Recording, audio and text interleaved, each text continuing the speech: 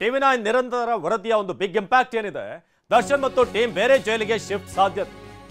ಟಿವಿ9ನ ನಿರಂತರ ವರದಿಯ big impact, Darshan ಮತ್ತು ಟೀಮ್ ಬೇರೆ ಜೈಲಿಗೆ ಶಿಫ್ಟ್ ಆಗುವಂತ ಸಾಧ್ಯತೆ ಇದೆ.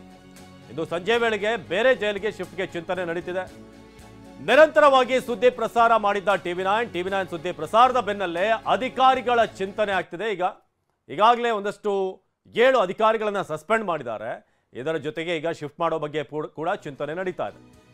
7 ಜನ ಜೈಲಾಧಿಕಾರಿಗಳನ್ನ ಸಸ್ಪೆಂಡ್ ಮಾಡಿದ್ದೇವೆ ಅಂತ ಗೃಹ ಸಚಿವ ಪರಮೇಶ್ವರ್ ಹೇಳಿಕೆಯನ್ನು ನೀಡಿದ್ದಾರೆ.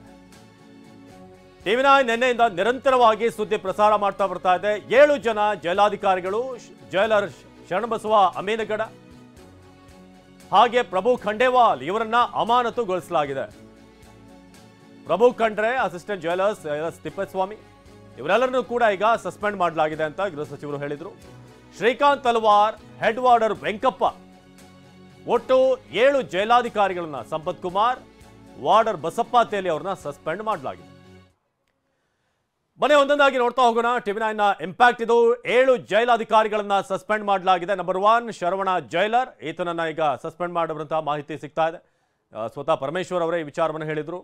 ಹಾಗೆ ಶರಣಬಸವ ಅಮೀನಗಡ ಇವರು ಕೂಡ ಜೈಲರ್, 2ನೇ ಜೈಲಾಧಿಕಾರಿ, ಸಸ್ಪೆಂಡ್ ಆಗಿರುವಂತಹ ಜೈಲಾಧಿಕಾರಿ. ಇದಾದ ನಂತರ 3ನೇ ವ್ಯಕ್ತಿ. ಒಟ್ಟು 7 ಜನರಲ್ಲಿ ಈಗಾಗಲೇ ಇಬ್ಬರ ವಿಚಾರವನ್ನು ನೋಡಿದ್ವಿ.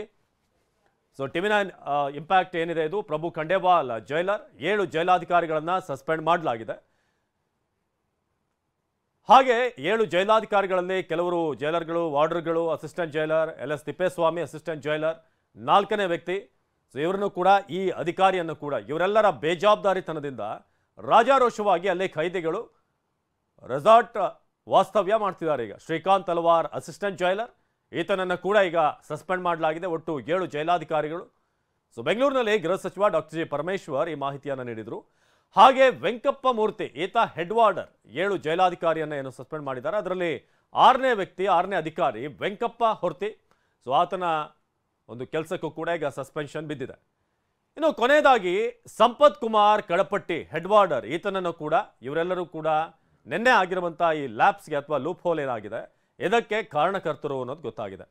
ಈ ಬಗ್ಗೆ ಗೃಹ ಸಚಿವರು ಏನು ಹೇಳಿದ್ರು ನೋಡೋಣ. ನಿನ್ನೆ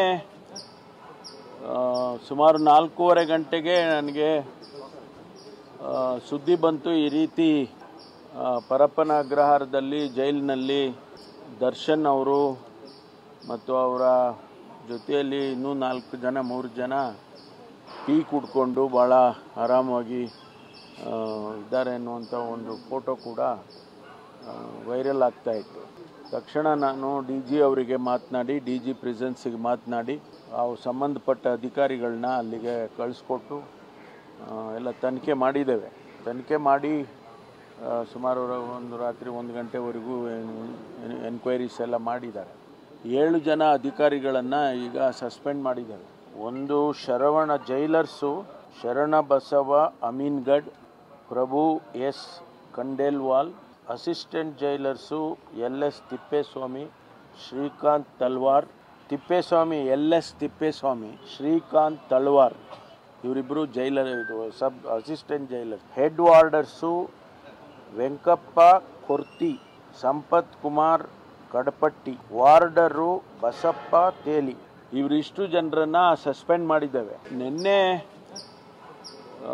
ಸುಮಾರು 4:15 ಗಂಟೆಗೆ ನನಗೆ ಸುದ್ದಿ ಬಂತು, ಈ ರೀತಿ ಪರಪ್ಪ